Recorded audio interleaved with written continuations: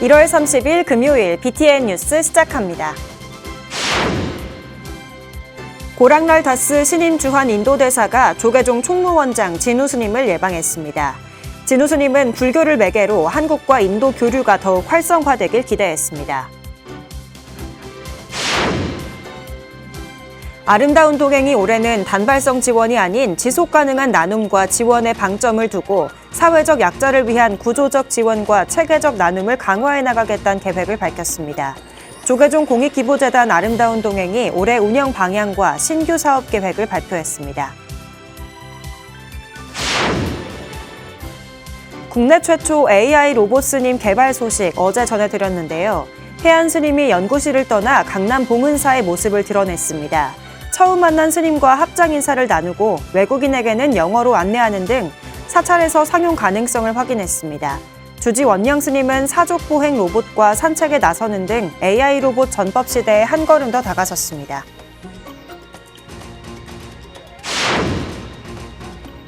서울 용산구 동자동 쪽방촌 개발이 지연되며 열악한 환경에서 생을 마감하고 있는 고령의 1인 가구 주민들을 위해 조계종 사회노동위원회와 시민사회 단체들이 거리로 나섰습니다.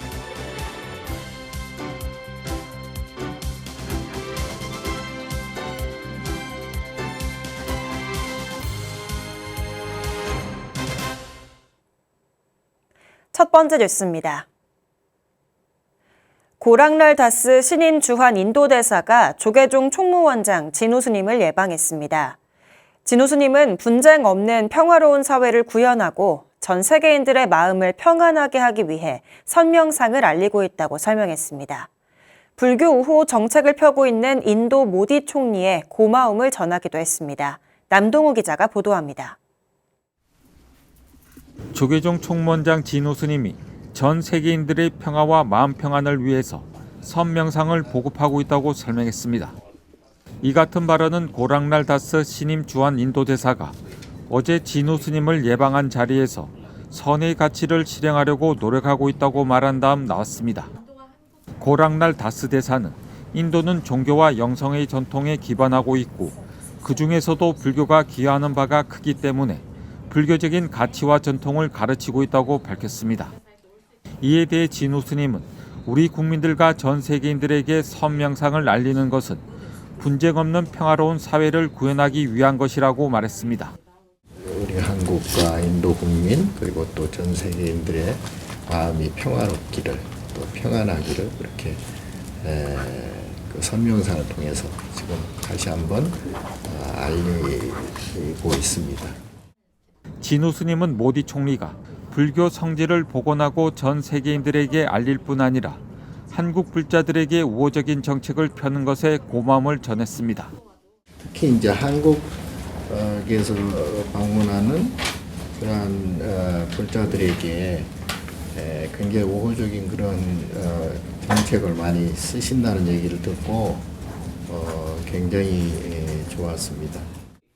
지난 2019년 방한한 모디 총리는 김해시의 석가모니 부처님의 상징인 보리수 묘목을 기증한 바 있습니다. 2022년에는 인도 국제불교문화유산센터 기공식에 참석하기 위해 부처님 탄생지 네팔 룸비니를 방문하기도 했습니다. 고랑날 다스 대사는 모디 총리가 불교 성지를 재건하고 현지 교통수단과 연계시키는 등 불교 유산을 자랑스럽게 생각하고 있다고 말했습니다. 또한 인도 불교 유물을 전 세계에 보내고 있는데 한국도 관심이 있으면 유물을 기증하고 협력하는 방안을 모색할 수 있다고 밝혔습니다. 그러면서 지난 24일부터 25일까지 인도 뉴델리에서 제2회 국제불교 정상회의를 개최한 IBC 국제불교도 연맹이 불교 교류를 위해 노력하고 있다고 전했습니다. To see that the International Buddhist Confederation, which is based in New Delhi, is also trying to connect more deeply with our other Buddhist countries to see how we can promote the values of Buddhism better in the world today.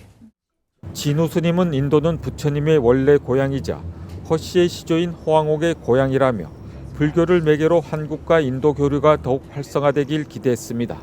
BTN 뉴스 남동우입니다. 조계종 중앙종회 종교편향 불교 왜곡 대응 특별위원회가 2027 서울세계청년대회 지원 특별위원회 구성을 가결한 서울시의회를 강력 규탄했습니다. 종교편향 특위는 어제 한국불교역사문화기념관에서 제7차 회의를 열어 성명서를 채택하고 추후 일정을 잡아 서울시의회를 항의 방문하기로 결의했습니다.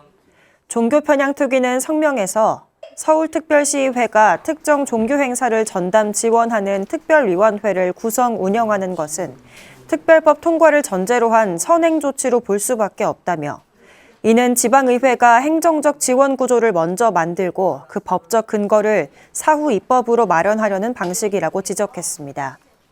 그러면서 이러한 접근은 헌법이 보장하는 종교 중립 원칙에 부합하지 않으며 공공정책의 중립성을 훼손할 우려가 크다고 비판했습니다. 종교편향 특위는 서울특별시의회와 국회가 종교에 대한 중립성의 원칙을 훼손할 경우 그에 따른 책임은 전적으로 공적 권한을 행사한 해당 기관에 있음을 분명히 밝힌다고 경고했습니다.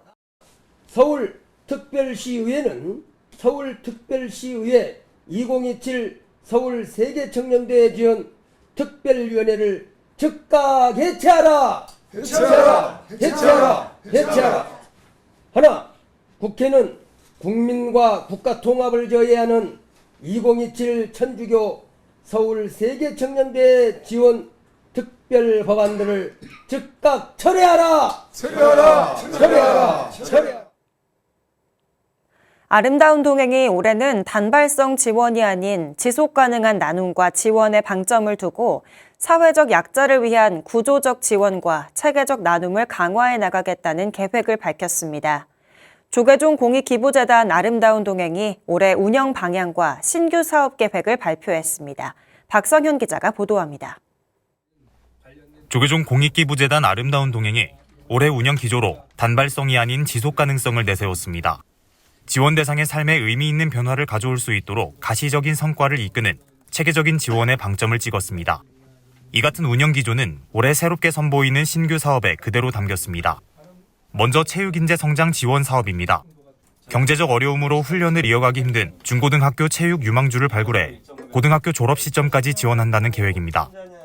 대상자는 학교와 관련 기관의 추천으로 한 해에 4명씩 선발해 한 명당 최대 6년간 지원하는데 이 구조로 연간 최대 24명의 체육인재를 지원하는 것이 목표입니다.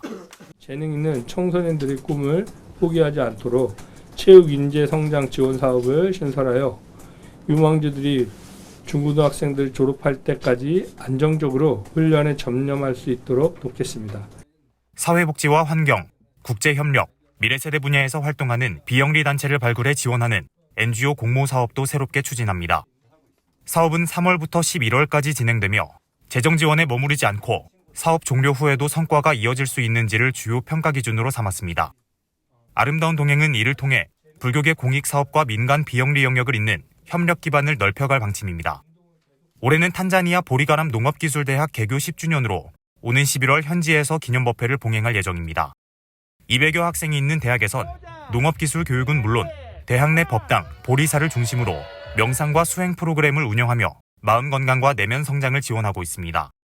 보리가람 농업기술대학은 기술교육과 더불어 학생들의 정서적 안정을 돕는 선명산 프로그램을 체계적으로 운영하고 있습니다. 이 프로그램은 일상 속 긴장과 스트레스를 완화하고 학생들의 건강한 내면을 기를 수 있도록 돕기 위해 마련되었습니다. 이 밖에도 튀르키예와 네팔 등 도움이 필요한 국가를 대상으로 생활 개선과 교육 지원 등 글로벌 자비 나눔도 이어갈 전망입니다.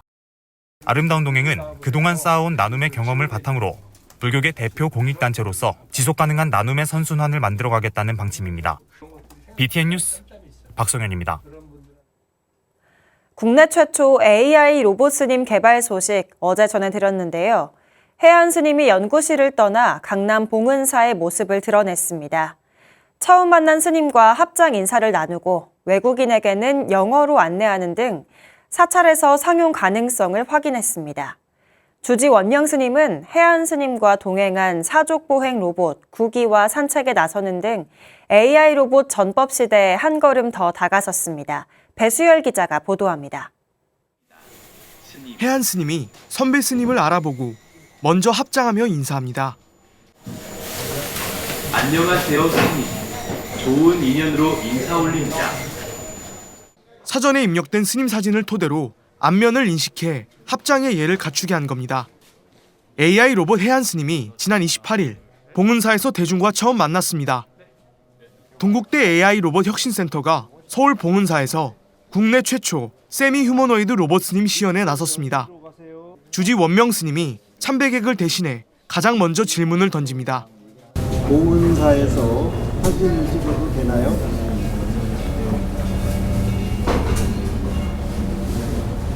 대부분의 사찰에서는 경내 촬영이 가능하지만 법당하는 예불 중에는 삼가하는 것이 좋습니다. 서울 강남 도심에 위치해 외국인들에게 관광 명소로도 알려진 봉은사.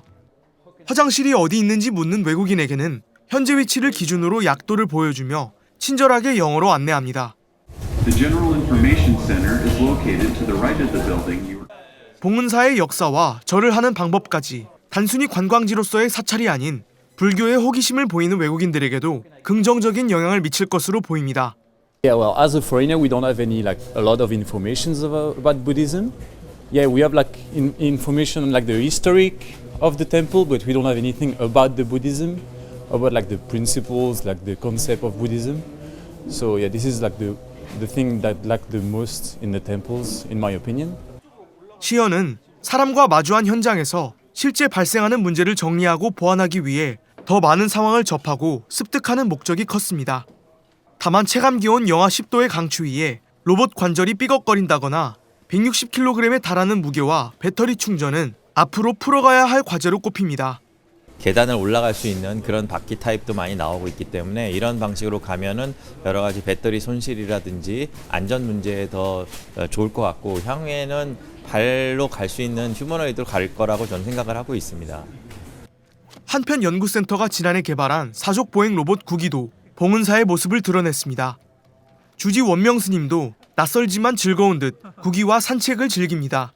또 앞으로 이게 더 발전된 로봇이 더 할 수 있지 않겠나 생각을 하고 그 시대에 발맞춰서 AI로 할 수 있는 모든 기능은 할 수 있지 않겠나. 도심 사찰에서는 특히 큰 의미가 있지 않겠나 생각합니다. 산업 현장을 누비며 위험 물질을 실시간으로 분석하는 기술을 토대로 사찰 화재 감지와 야간 순찰, 재난 대응의 영역으로 활용 범위를 확장할 계획입니다. 강남 한복판의 모습을 드러낸 해안 로봇이 전통과 현대, 인간과 로봇, 종교를 연결하는 가교로 어떤 성과를 도출해낼지 주목됩니다. 서울 봉은사에서 BTN 뉴스 배수열입니다. 서울 용산구 동자동 쪽방촌은 수십 년간 도시개발의 사각지대에 놓여온 대표적인 주거 취약 지역입니다. 공공주택 특별법에 따라 대규모 공공임대주택 공급이 예고됐지만 개발이 지연되며 고령의 1인 가구가 대부분인 주민들은 여름엔 더위와 겨울엔 추위와 싸우며 힘든 삶을 버텨오고 있는데요. 열악한 환경에서 생을 마감하는 소외 이웃을 위해 조계종 사회노동위원회와 시민사회 단체들이 거리로 나섰습니다. 이지윤 기자가 보도합니다. 영하 10도를 밑도는 강추위가 몰아친 서울 도심. 한 평도 채 되지 않는 좁은 공간에서 쓰러져간 생명들이 영정사진으로 광화문 일대를 거닙니다. 공공주택 사업이 지연되는 동안 서울 동자동 쪽방촌에서 생을 마감한 153명의 주민들입니다. 종교계와 시민사회 단체들이 지난 26일 서울 광화문에서 출발해 동자동 쪽방촌 공공개발을 촉구하는 행진에 나섰습니다. 한겨울에 수도가 얼어터져도 한여름에 벌레가 들끓어도 살던 주민이 죽어서 방을 나가도 살던 사람들이 알아서 고쳐 살려고 합니다. 그러면서 집세, 죽어서도 집세. 서울 용산구 동자동 인근에 자리한 국내 최대 규모의 쪽방 밀집 지역 동자동 쪽방촌. 대부분이 고령 1인 가구로 냉난방과 위생, 안전에 취약한 환경 속에서 하루하루를 버텨왔습니다. 2021년 정부와 서울시는 동자동 쪽방촌의 공공주도 개발을 약속했지만 지구 지정과 사업 추진은 수년째 제자리 걸음입니다. 공공주택 특별법에 따라 공공임대주택 1250호와 분양주택 1160호를 공급하겠다고 밝혔지만 민간 개발을 요구하는 일부 건물주와 토지 소유주들의 반대에 사업이 멈춰서며 주민들은 여전히 쪽방을 떠나지 못한 채 어려운 삶을 이어가고 있습니다. 동자동 주민의 공공임대주택에 대한 바람과 기대를 저버리지 않기를 기다리고 있습니다. 이전 정부처럼 외면하지 않고 지구지정부터 당장 시행을 해서 이루어질 수 있도록 간곡히 바랍니다. 영하의 추위 속에서 이어진 행진의 발걸음이 멈춘 곳은 청와대 인근. 참가자들은 결의대회를 열고 정부의 책임 있는 결단을 촉구했습니다. 조계종 사회노동위원회도 주거를 단순한 정책이 아닌 인간의 존엄과 생존의 문제로 인식하고 정부가 약속한 공공주택특별법을 책임 있게 이행해야 한다고 강조했습니다.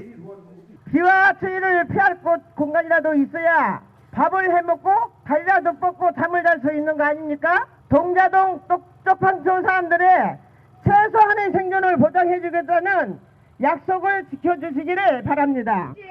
종교계와 시민단체의 연대 발걸음이 동자동 쪽방촌 공공주택 문제를 정부 주거복지 정책 실행으로 이끌어올 수 있을지 주목됩니다. BTN 뉴스 이지윤입니다. 세계적인 비디오 아티스트이자 불자 예술가 백남준 선생 타계 20주기를 맞아 서울 봉은사에서 추모제가 봉행됐습니다. 어제 봉은사 법왕루에서 열린 추모제는 주지 원명 스님 헌양을 시작으로 봉은사 대중 스님과 신도 임원 헌화가 이어졌습니다. 원명 스님은 동서양 예술 세계를 자유롭게 오가며 차별의 담을 허물었던 고 백남준 선생의 행보는 길 없는 길을 가는 구도수행자와 다를 바 없었다며 영가의 극락왕생과 유가족의 안녕을 기원했습니다. 영상으로 추모사를 전한 고 백남준 선생의 조카 켄 백하쿠타 씨와 추모제에 참석한 한국 측 대리인인 도로시 남백 스튜디오 대표는 2006년 고인의 유골 봉안 후 매년 추모제를 봉행해온 봉은사에 감사를 전했습니다. 백남준 선생 타계 4주기를 맞아 봉은사에 기증 설치된 부서진 피아노와 고인의 얼굴을 청동으로 본떠 제작한 데드마스크도 함께 전시돼 고인의 예술 세계를 되새겼습니다. 천태종 마산 사막사가 운영하는 금강유치원 원아와 가족들이 수계로 바른 불자자의 삶을 다짐했습니다.